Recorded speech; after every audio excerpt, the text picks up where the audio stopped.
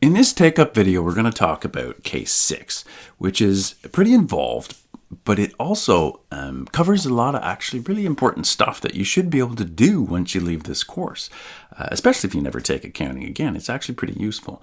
You had to take this sort of information and produce not only the balance sheet and be able to use that to do some financial analysis, but you had to kind of estimate an income statement for your going forward. That's what a pro forma income statement was. So before we do that, let's just quickly look at our course syllabus down here under financial analysis and take a look at this learning sequence, right? So for case, this is sort of our third analysis lesson, learning experience, and we're going to talk about case 6, and we're going to use sort of everything we've learned already, but we're also going to introduce this notion of accounts receivable turnover now that we actually have accounts receivable and an income statement, so we can start to measure some performance measures.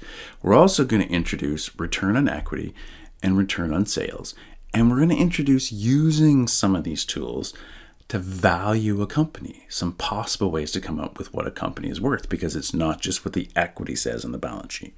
And that's one of the key takeaways. So let's take a look. I've done some work for us for a variety of reasons. One, if you can't do a simple balance sheet yet, you got bigger problems than financial analysis. And two, to save some time, obviously. So let's just point out a couple things.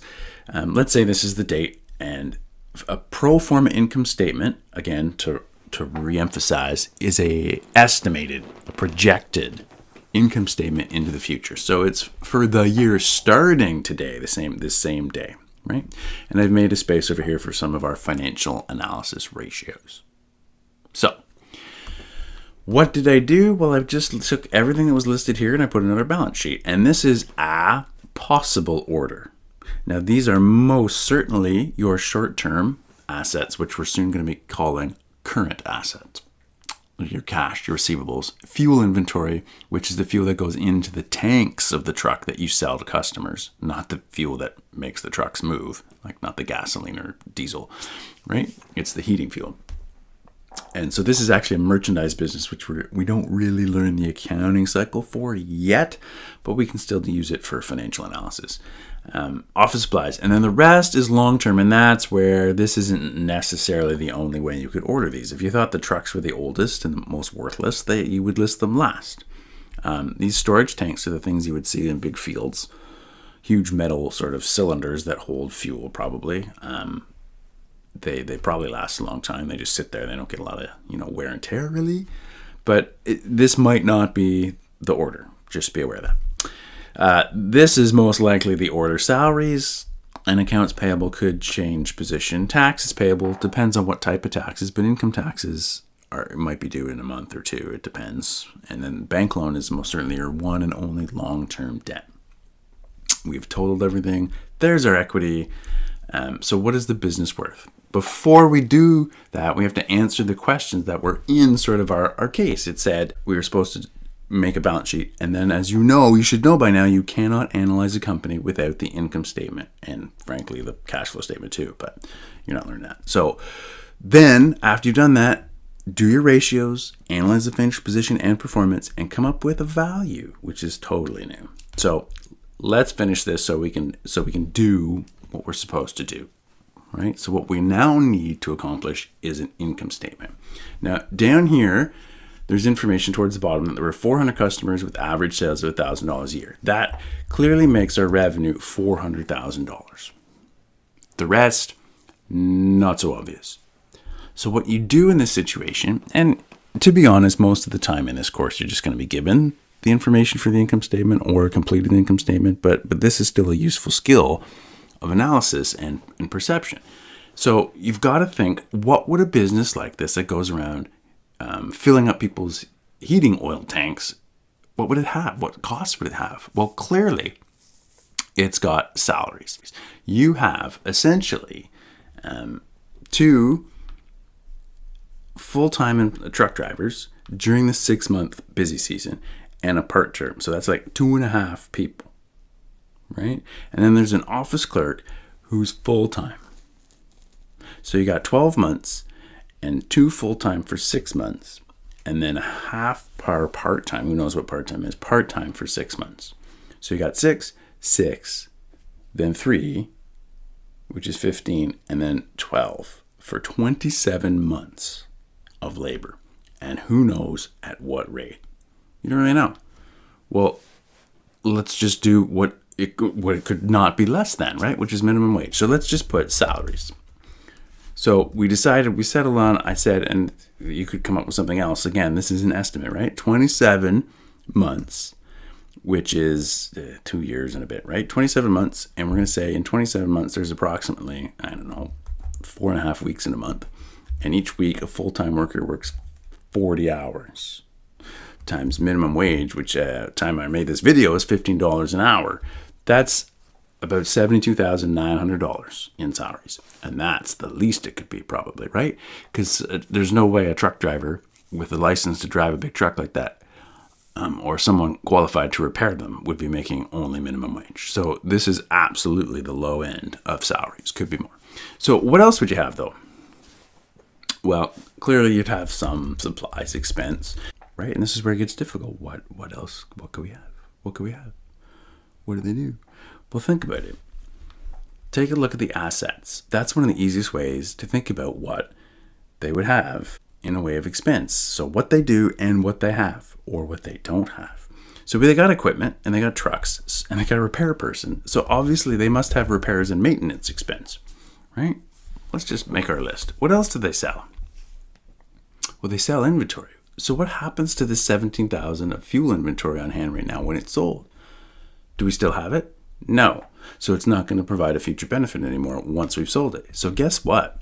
That inventory has a name when it's sold. And we'll go through this when we learn how to do accounting for a merchandise business. But it's cost of goods sold, or COGS. Right? That's the value of the merchandise we sell at a higher price to try and make a profit. And that's going to be pretty high, but just hang on. We'll come back to the dollar values in a second. So what else might we have? What do you notice we don't have? How about that? These storage tanks, they sit on land. Do we have any land? Do we own any land? Do we own a building? We have a full-time receptionist. Where is that person? In a building somewhere. So if we don't have land and we don't have a building, we must probably, most likely, have some kind of rent costs. And if we have a building and there's a receptionist answering calls or at least emails, there must be some kind of utilities expense, right? Internet, phone, heating, hydro, water, that sort of thing.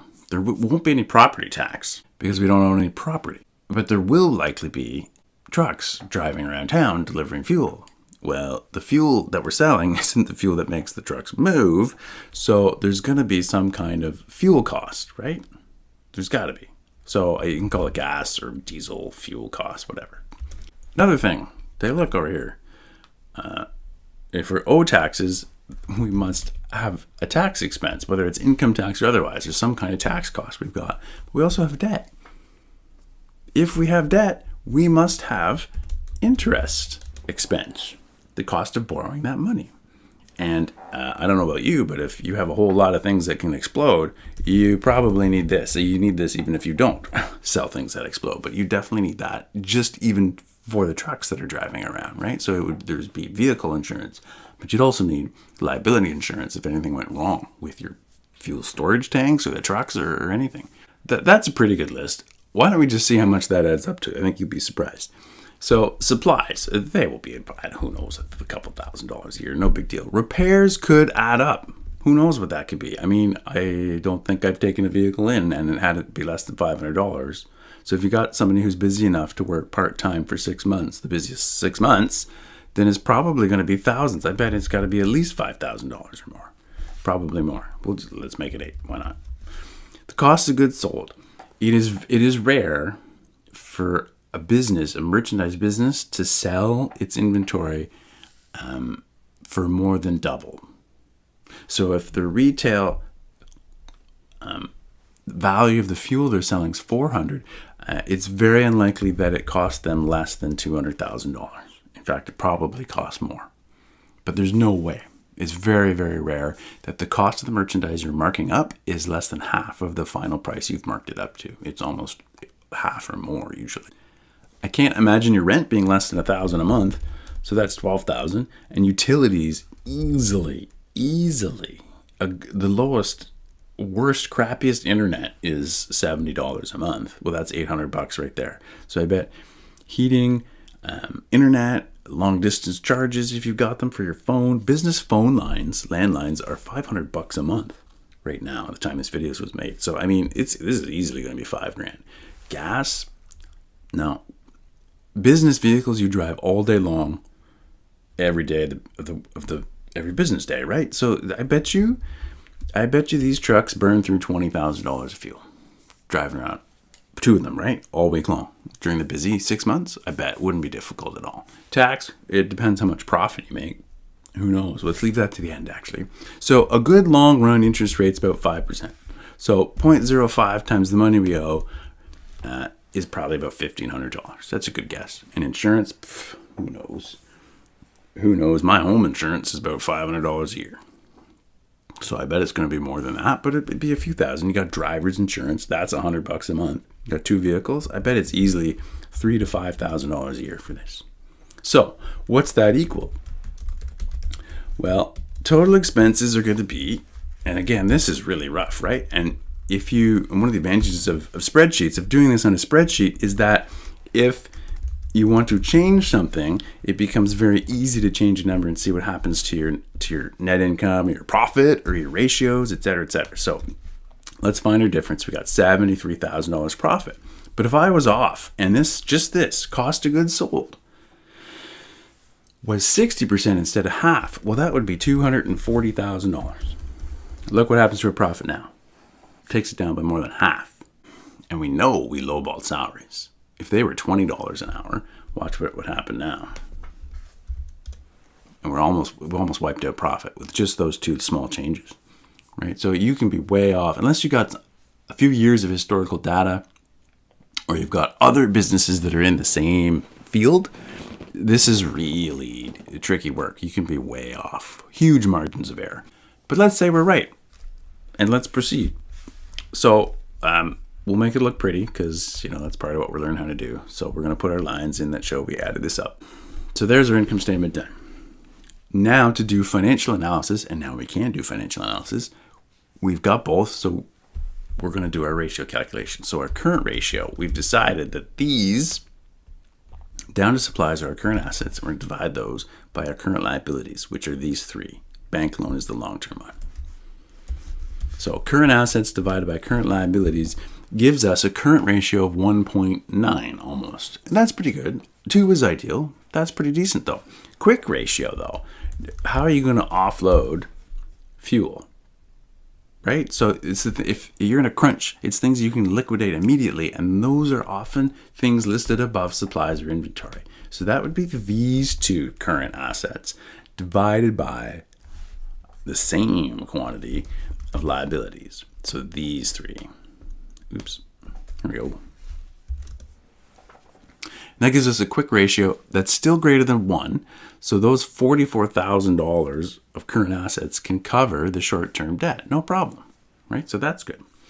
So what sort of risk do we have to that reasonably good liquidity or solvency position? Well, one of the things that influences that is how quickly we can get our hands on our accounts receivable, right? Because we can't spend accounts receivable. That's our money in the hands of someone else. And we measure that in accounts receivable turnover. So that's 365 days. If you're measuring in days, it's 365 days divided by the turnover number. And that calculation is simply found by taking net sales on credit.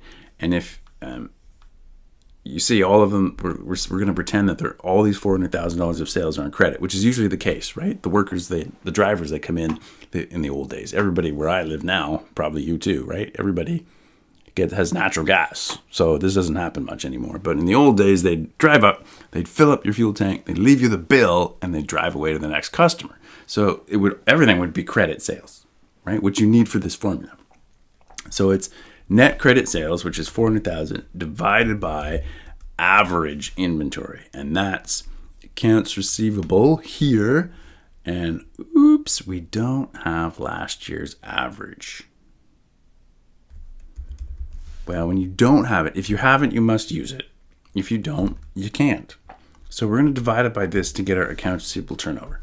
And we get about 38 days. And that's, not horrific, but it's not great because accounts receivable is supposed to be paid every 30. And on average, these are outstanding for 38. So not terrific. Not terrible, but not terrific. Debt ratio. How much risk do they have from total debt? Well, here's our total liabilities, and you divide those by total assets. And if it's below 50%, which this is, right, that's 35%. We can multiply it by 100 if we want to, right? It's about 35%. 35%, not a problem. If interest rates take off, it won't be a big deal. In fact, there's hardly any long-term debt at all. I mean, that's not much interest compared to that revenue. No big deal. So some of our other new performance measures, what can they turn this into profit? And it's actually pretty good if this is true, which it's not. But if it were true, 73 or 74 grand profit on 400 grand of sales is actually pretty decent.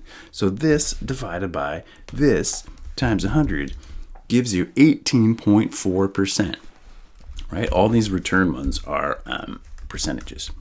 This one as well. So 18.4% means every dollar of revenue you can turn into 18 cents approximately of profit. That's really good. Considering when this video was made, the average interest paid on a checking account in a bank was like half of 1%, and 18% return on sales is pretty good. Likewise, with your return on your investment, with your return on your wealth in the business, return on equity, what's that? Is it just as good? It's probably going to be pretty good too, right? So that's, again, profit divided by average equity. So that's this year's equity plus last year's equity divided by 2, which we don't have. However, we can actually figure it out.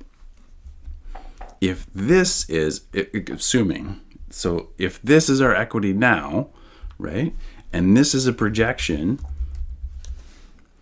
right, of our profit in the next 12 months, then our ending equity will be this and this together. So this is beginning and this is ending, which means our average equity would be the 2 added together divided by 2, right? So you would go net income divided by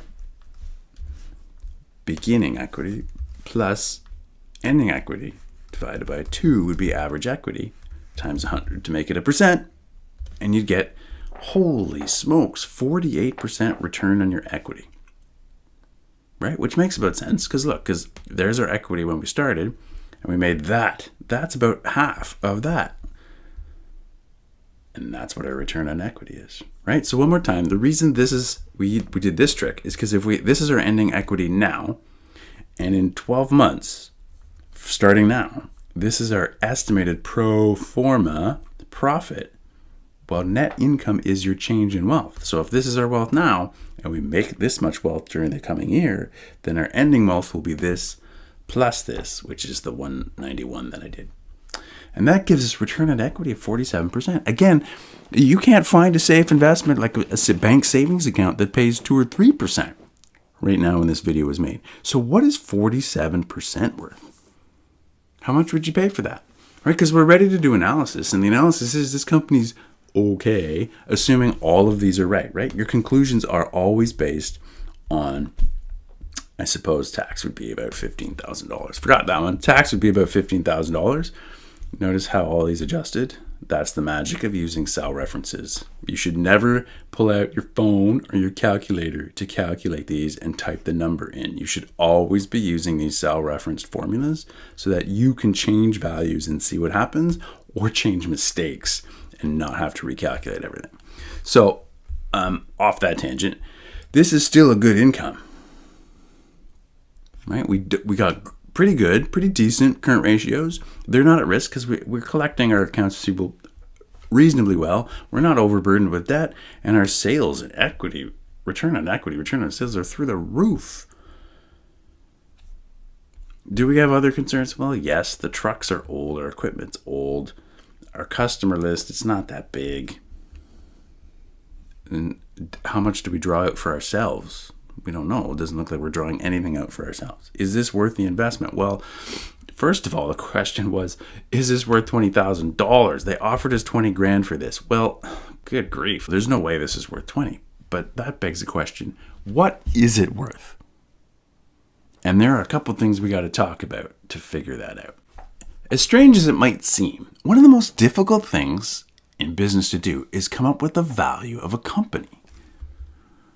Because in a large part, it has a lot to do with just what you think it's worth and what you think its future will be like. And it's not accounting numbers that are used most of the time. That's the thing you have to understand. You're taking this course on accounting, and there's a lot to do with accounting and analysis that's important in this process, but you don't just use accounting numbers. You don't just look at the equity and say this is what the company's worth. For one reason, it's all just balance sheet position numbers using old historical asset values. All of these are old values. Who knows what these assets are worth? Probably less, which would make equity go down, right? If these trucks were not worth anything now, then our equity would go down. So can we really rely on the equity number to see what a business is worth? Well, no, because A, you have this problem, and B, your position numbers, so your balance sheet numbers, aren't the whole story. This company could be making millions of dollars, right? You also have to look at how profitable is it? What type of return are you getting for the wealth you have soaked into the business? That's also part of it.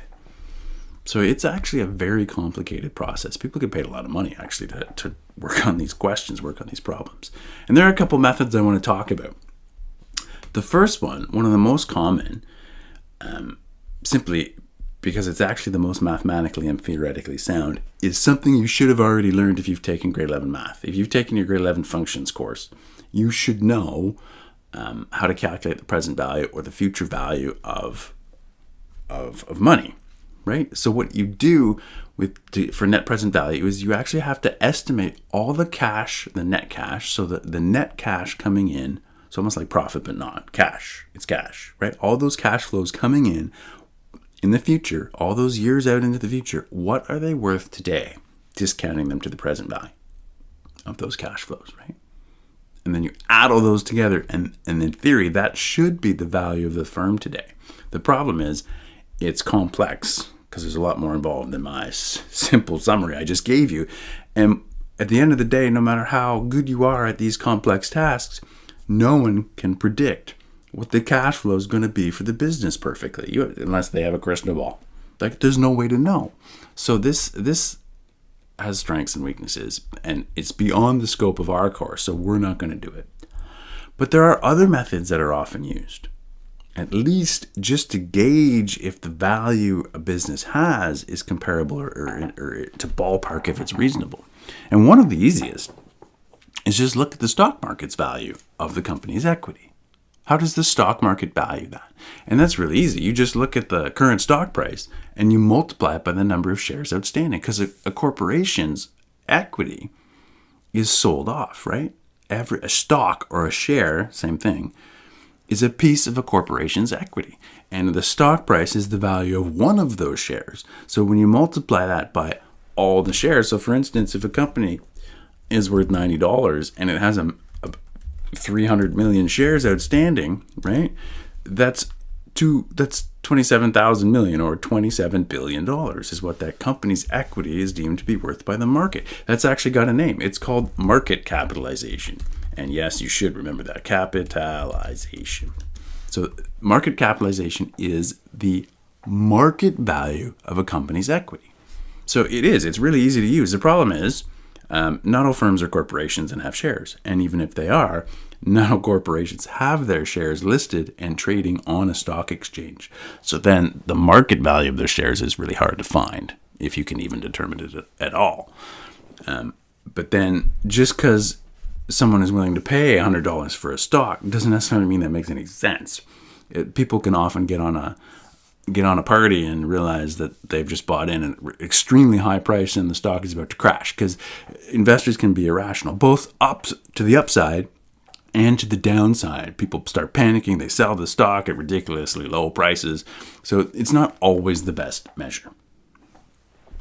And then using both stock market and financial data and accounting data, you can come up with sort of estimates using certain types of rates or multiples.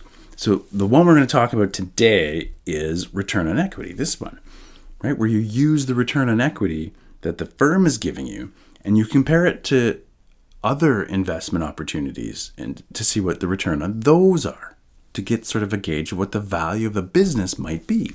There's also things like price to earnings ratio that we'll look at once we talk about earnings per share and a couple other things. One of the advantages is it's really easy. It's a simple math calculation to estimate this value. So it is good for comparisons across companies that are in sort of the same business, but it can be really misleading, right? One small change in an accounting value, for example, and your valuation could dramatically change. Sometimes people can over-rely on these. So the one we're going to look at is return on equity. And if you recall, return on equity is one of our ratios, right? Return on equity is net income. We divide net income by average equity, and we get the return on equity, right? And these are all the same. This is because this is one of them, right? So we're just going to focus on this one right now. So if our return on equity is simply net income, right? Here's how you use this to come up with the valuation. Net income over average equity. And I'll just put average equity like that. The way you manipulate this to come up with a valuation is you're essentially saying the average equity, of course, is the owner's wealth, right? That was in the business from the beginning to the end of the year. Well, that's the same as saying their capital, right? Or their investment, the equity they have invested. So the equation becomes net income over the investment equals the return on the equity of that investment. Well, if the going rate of interest, say, on investments that have, the key word here is risk, right? You got to keep in mind risk is an issue. In fact, we should go back and add that. Make sure that you understand that one of the cons is that risk of opportunities can sometimes be very different. So what do I mean by risk of different opportunities? Well, I mean, if you're, say, considering some type of investment that pays you an interest rate, is that investment safer than the business? Because the risk needs to be equal.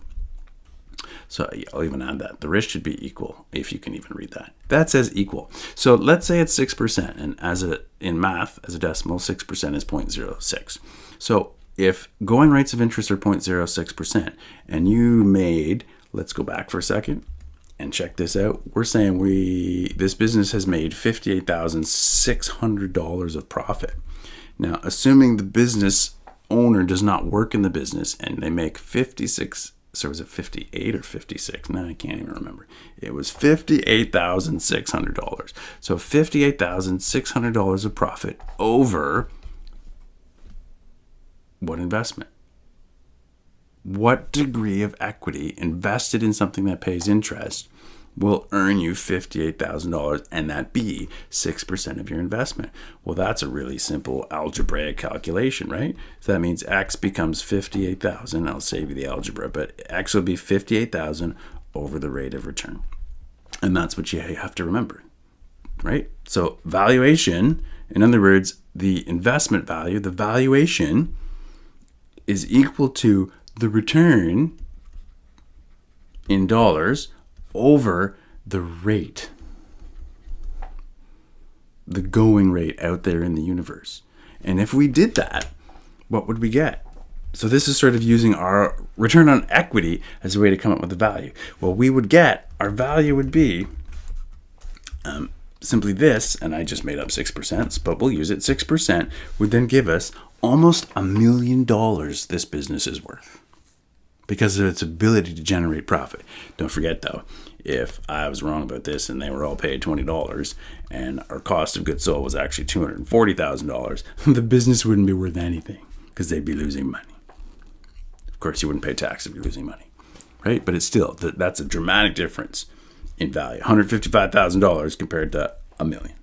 But if these are correct and you use the return on equity method, right, based on the wealth invested in this business by the owner, by you right now, and the profit they make right now, and if going interest rates of similarly risked investments out there 6%, then this business really, based on that metric, based on those stats, is worth almost $1 million using this method. And that's how you do financial analysis. And that's one of many techniques to value a business.